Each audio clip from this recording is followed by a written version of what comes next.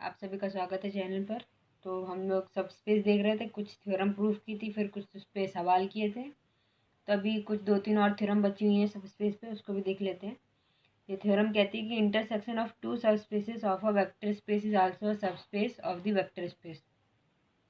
मतलब अगर सपोज कर लीजिए W1 W2 दो सब स्पेस हैं वेक्टर स्पेस VF के, तो उन दोनों का इंटरसेक्शन जो होगा वो भी सब स्पेस होगा। तो ये हमको शो करना पड़ेगा। तो फिर इसके पहले let W1 and W2 be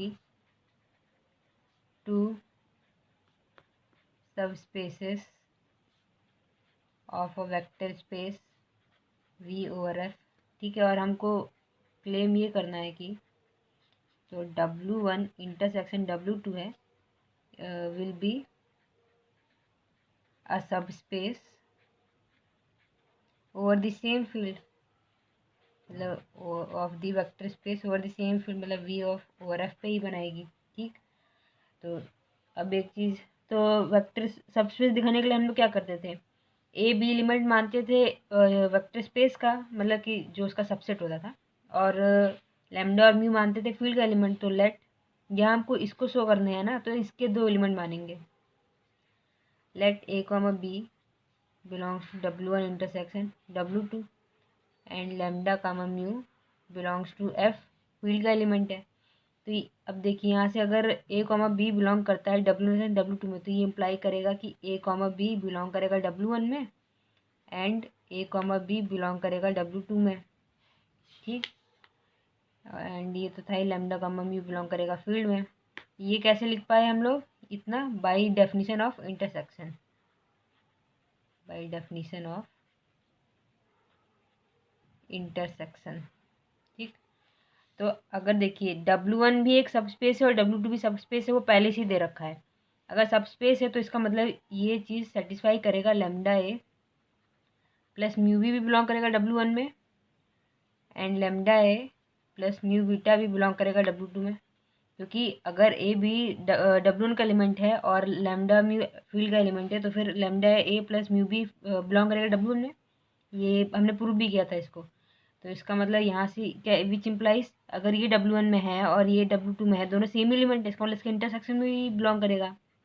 इसका मतलब लैम्डा ए प्लस म्यू भी बिलोंग करेगा आपका W1 इंटरसेक्शन W2 में। ठीक, तो 10 हमने क्या लिया था, हमने लिया था ए प्लस बी बिलोंग करता था W1 इंटरसेक्शन W2 में एंड लैम्डा कामा म्यू आपका बिलोंग करता था फील्ड में। और यहाँ से हमको ये मिल गया कि लैम्डा ए प्लस म्यू भी बिलोंग करता है W1 इंटरसेक्शन W2 में। अगर इस तरीके की कुछ भी कंडीशन सेटिस्फाई होती है ये, तो हम कहते हैं वो जो सबसेट है वो हमारा सबस्पेस हो जाता है वेक्टर स्पेस का। मतलब हिंस यहाँ पर W1 intersection W2 is a subspace of V over F। ठीक, ये हो गई। अब अगला एक रिमार्क ये है कि चलो इंटरसेक्शन तो दो सबस्पेस का होता है, मतलब वेक्टर स्पेस बना, मतलब सबस्पेस हो जाता है ऑफ द वेक्टर स्पेस। पर वहीं अगर यूनियन ले तो जरूरी नहीं है कि हो भी सकता है और नहीं भी हो सकता है। जैसे रिमार्क रिमार्क ये है कि union of two subspaces of a vector space need not be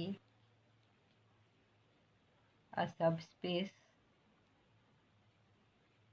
of the vector space. ठीक, और जब हमको कोई चीज़ निगेशन में दिखानी पड़ती है तो सीधे एग्जांपल से काम चल जाता है। मतलब जैसे अगर एग्जांपल देखें, एग्जांपल कि लेट कर लीजिए W1 आपका है x,0,0। ठीक है, सब्जेक्ट x बिलोंग करेगा रियल नंबर में और एक सबसेट हो जाएगा R³ का। एंड W2 मान लीजिए 0,y,0। ठीक है, y belongs to real number में और ये सबसेट हो जाएगा R³ का। पहले देखा ये x एक्सिस है, y एक्सिस है, हम पहले प्रूव कर चुके हैं। अगर x एक्सिस हो या y एक्सिस हो, ये सब स्पेस होता है R³ का। मतलब clearly W1 and W2 are subspaces of a vector space R cube over R। ठीक, तो फिर अब दो एलिमेंट को चूज करें, मतलब सब स्पेस दिखाने के लिए क्या करते थे, पहले दो एलिमेंट को चूज करते थे, अगर इसका लेके तो वहीं से चलेंगे जैसे प्रूफ करना होता है, अगर बराबर आ गया तो ठीक है सब स्पेस हो जाएगा, और नहीं आया तो सब स्पेस नहीं होगा। तो लेट पहले एक एलिमेंट ए ले लीजिए x1 comma zero comma zero जो कि बिलोंग करेगा W1 में, और बी लीजिए ये y comma y1 comma zero belong करेगा आपका W2 में। ठीक, और now let a comma b belongs करता है W1 यूनियन W2 में, है ना। अगर ए W का एलिमेंट है, बी W2 का एलिमेंट है, ये W1 है, तो इन दोनों का यूनियन करेंगे तो ए बी दोनों यूनियन है, तो फिर दोनों एलिमेंट आ जाएंगे। एंड लैम्डा कॉमा म्यू आपका बिलोंग कर जाए आर में। ठीक, यहाँ से ज़रा लैम्डा ए प्लस म्यू भी करिए, तो ये मिलेगा लैम्डा x1 0 0 फिर प्लस म्यू 0 y1 0, इसको अंदर मल्टीप्लाई करते तो lambda x1 0 0 plus 0 mu y1 comma 0, यहाँ से इसको करेंगे तो बनेगा lambda x comma mu y, lambda x1 mu y1 फिर कॉमा 0। ठीक है, पर लेकिन ये तो बिलोंग ही नहीं करता W1 यूनियन W2 में, क्योंकि W1 यूनियन W2 में इस तरीके के एलिमेंट होना चाहिए था, मतलब या तो ए टाइप का एलिमेंट हो या तो बी टाइप का होना चाहिए था, पर ये तो कुछ इस तरीके के एलिमेंट है, मतलब कुछ x comma y comma zero इस तरह का एलिमेंट है, बट ये नहीं होना चाहिए था ना, या तो सिर्फ एक्स जीरो जीरो इस तरह का कुछ होता है, या फिर जीरो वाई जीरो इस तरीके का कुछ एलिमेंट आता तब उसमें बिलोंग करता। तो इसका मतलब therefore W1 union W2 is not a subspace of vector space R3।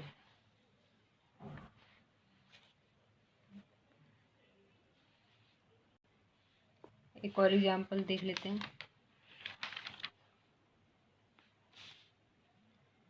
Example 2, इसको लीजिए V4/Z2, ये वेक्टर स्पेस बनाता है। ठीक है, पहले क्लास में देख चुके हैं। अब देखिए क्या कहते हैं, इतना तो हमको पता है कि क्लियरली अगर W1 हो जाए E comma A and W2 हो जाए E कॉमा बी आर सब स्पेसेस ऑफ V4, ये दोनों सब स्पेस हैं V4 के, बट जब आप W1 यूनियन W2 करेंगे तो हमको मिलेगा E A B and this is not a subspace of V4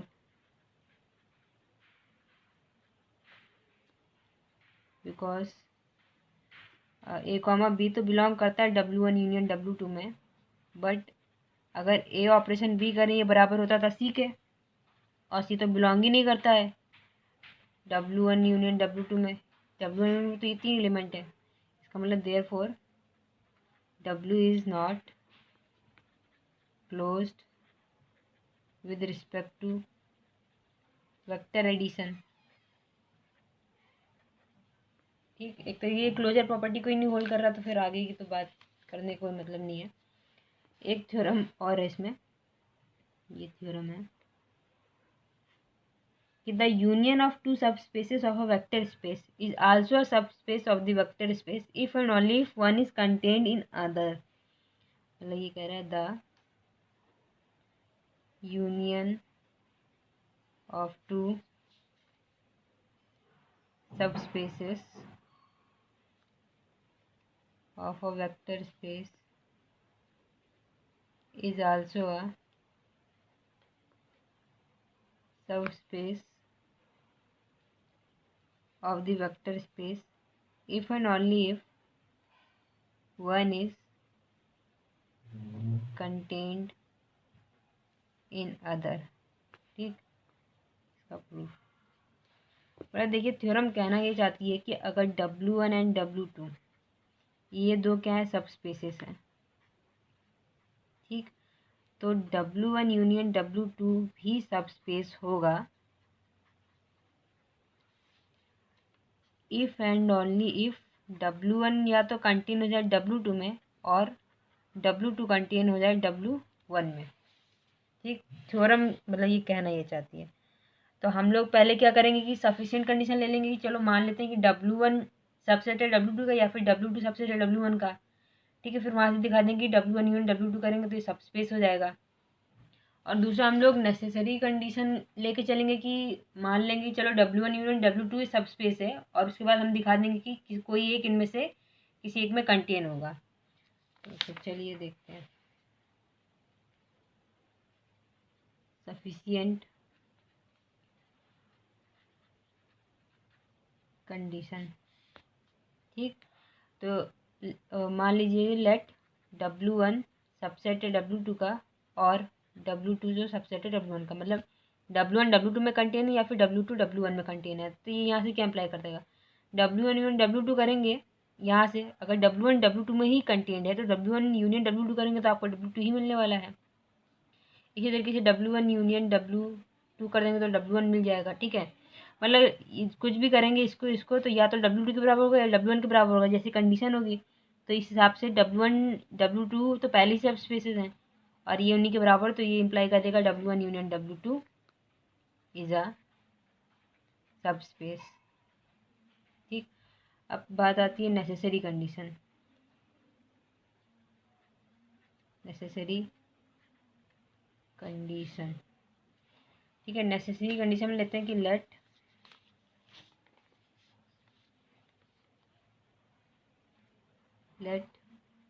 W1 union W2 be a subspace of V। तो देन हमको क्या दिखाना पड़ेगा कि W1 कंटेन है W2 में या फिर W2 कंटेन है W1 में। देन वी विल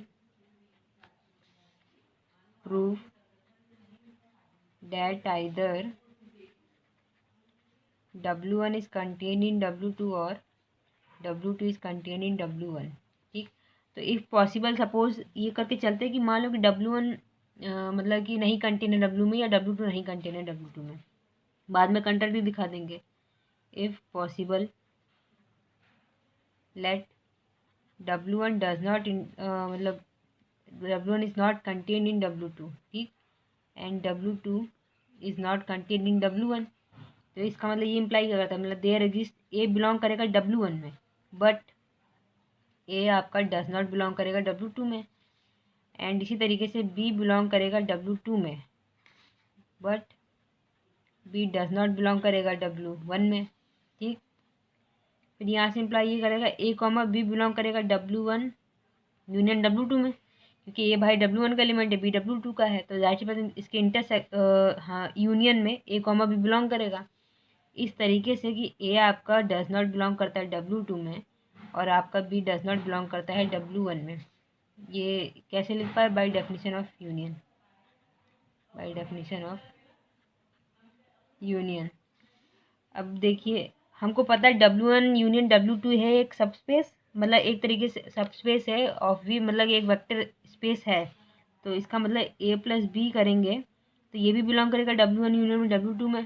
ठीक है, क्योंकि W1 यूनियन W2 एक सबस्पेस है तो हम लोग ऐसे लिख सकते हैं इस तरीके से कि ए डज नॉट बिलोंग करेगा W2 में और बी डज नॉट बिलोंग करेगा W1 में। ठीक, ये कैसे लिख पाए, since W1 union W2 is a सब स्पेस। ठीक, इतना देखिए है। तो अब इसका मतलब ए प्लस बी बिलोंग करता है W1 यूनियन W2 में, मतलब ए प्लस बी या तो W1 में बिलोंग करता होगा या फिर ए प्लस बी W2 में बिलोंग करता होगा, यही इसका मतलब है। मतलब यहाँ से which implies a plus b आपका बिलोंग करता होगा W1 में और ए प्लस बी आपका बिलोंग करता होगा W2 में, is such that a does not belongs to W2 and b does not belongs to W1। तो केस 1 ले लेते हैं, मान लेते हैं कि चलो ए प्लस बी आपका W1 में बिलोंग करता है। तो case 1 when a plus b belongs in W1, तो विच इम्प्लाइज, अब देखिए ए प्लस बी W1 में बिलोंग करता है। ठीक, तो इसका मतलब कि माइनस ए भी बिलोंग करेगा W1 में, जब क्योंकि इसको लिख कैसे सकते हैं, ए बिलोंग करता है आपका W1 में, ये तो कन्फर्म है ए बिलोंग करता है W1 में, तो जाहिर सी बात है माइनस ए भी बिलोंग करेगा W1 में, क्योंकि इसका इन्वर्स है, तो माइनस ए बिलोंग करेगा W1 में, ठीक। और हमको पता है A प्लस बी भी बिलोंग करेगा W1 में, एंड ये भी है कि B डज नॉट बिलोंग करता है W1 में, ठीक। तो अब यहाँ से देखिए, अगर ये भी एक वेक्टर का एलिमेंट है, ये भी एक वेक्टर का एलिमेंट, दोनों को ऐड करेंगे फिर से वेक्टर का एलिमेंट बन जाएगा। तो which implies closure property hold करेगी, क्या कह सकते हैं, माइनस ए प्लस बी करेंगे तो ये बिलोंग करना चाहिए W1 में, एंड हमको पता है कि B डज नॉट बिलोंग करता है W1 में, जो हम लेके चले हुए हैं। फिर यहाँ से माइनस ए प्लस ए एक साथ लिखिए, इधर plus b belongs to W1 and b does not belongs to W1। अब ये तो हो गया जीरो की आइडेंटिटी लिमिट बन गया ये, तो zero plus b belongs to W1 and b does not belongs to W1। Identity में कोई भी एलिमेंट जोड़ेंगे तो आपको वही ना एलिमेंट मिलेगा, तो यहाँ से बी बिलोंग कर जाएगा W1 में and b does not belongs to W1। और ये क्या हो गया, this is a self contradiction, this is a self contradiction, ठीक है। मतलब पहले कहता है कि नहीं भी कर रहा और कह भी रहा है, मतलब कुछ तो गड़बड़ हुई, मतलब ये लेके नहीं चलना चाहिए था। इसी तरीके से केस 2 ले लीजिए। केस 2 ये कहता है कि when A plus b belong करता है W2 में, ठीक। और हमको पता है कि B बिलोंग करता है W2 में, तो इसका मतलब माइनस बी भी बिलोंग करता होगा W2 में, क्योंकि B का इन्वर्स एग्जिस्ट करना चाहिए। तो यहाँ से क्या मिलता है, मतलब माइनस बी बिलोंग करता है W2 में और A प्लस बी बिलोंग करता है W2 में, और ये है कि A डज नॉट बिलोंग करता है W2 में। अगर ये भी वेक्टर का एलिमेंट, ये भी वेक्टर एलिमेंट, दोनों को ऐड करो फिर वेक्टर के एलिमेंट में जाना चाहिए, मतलब which implies minus b plus a plus b belong करना चाहिए W2 में and a does not belong करता है W2 में, ठीक। इतना देख लीजिए। तो फिर अब यहाँ से बी कैंसिल हो जाएगा, तो विच इम्प्लाई कर देगा कि ए बिलोंग करेगा W2 में, एंड यहाँ से है कि A does not belong to W2, तो ये भी हो गया, this is a self contradiction, ठीक। तो मतलब हेंस जो हम लोग सपोज कर भी चले थे, मतलब हमारा एजम्पशन गलत था, hence our assumption that W1 is not contained in W2 and W2 does not contain in W1 is wrong। तो either W1 इंटरसेक्शन W2 करेगा और W2 इंटरसेक्शन W1 करेगा, ठीक। इतना हो गया। तो ये तो हो गया। एक एग्जांपल देख लेते हैं इसी पे, कि जैसे ये है एग्जांपल। मान लीजिए W1 है आपका x, y, z such that x, y, z belong करेगा रियल नंबर में, एंड ये सेटिस्फाई करता है 2x equal to y equal to 2z, ठीक। और W2 आपका है x, y, z such that x, y, z belong करेगा रियल नंबर में and x minus y plus z equal to 0। तो अब देखिए, ये अगर देखें तो ये एक लाइन है जो कि पास करती है ओरिजिन से, ठीक, लाइन थ्रू ओरिजिन। और ये एक प्लेन की इक्वेशन है, ये भी ओरिजिन से पास होती है। और पहले हमने देखा था कि ये मतलब कोई भी लाइन पास करती है ओरिजिन से, इससे पहले जब क्वेश्चन इसी के पहले वाले लेक्चर में कराया था, तो फिर वो सब स्पेस होती है आर की। और ये भी कोई एक प्लेन है, ये भी ओरिजिन से पास होती है, मतलब ये भी वेक्टर स्पेस बनाता है। मतलब clearly W1 and W2 are subspaces of vector space R³/R, ठीक। अब एक चीज़ और ध्यान दीजिए कि जो ये लाइन जो है ना, ये लाइन की इक्वेशन अच्छे से बना देते हैं। मतलब W1 हो जाएगा, W1 में क्या लाइन बनेगा, x अपॉन, इसको 1 कर दीजिए, ये बराबर y/2 इक्वल टू z/1, 2 से डिवाइड कर दीजिए, लाइन की इक्वेशन आ गई। इसी तरीके से W2 बनेगा x minus y plus z equal to 0। ये है अपना प्लेन और ये है अपनी लाइन, ठीक है, दोनों पास करती हैं ओरिजिन से। और क्लियरली W1 W2 आर सब space of the vector space R Q over R। तो सीन्स जो लाइन अपनी ना वो कम्प्लीटली लाई करती है प्लेन पे। अब देखिए ये अपना एक प्लेन है, ठीक है, इसका ये नॉर्मल है, इसके ऐसे 90 डिग्री पे होगा नॉर्मल, ठीक।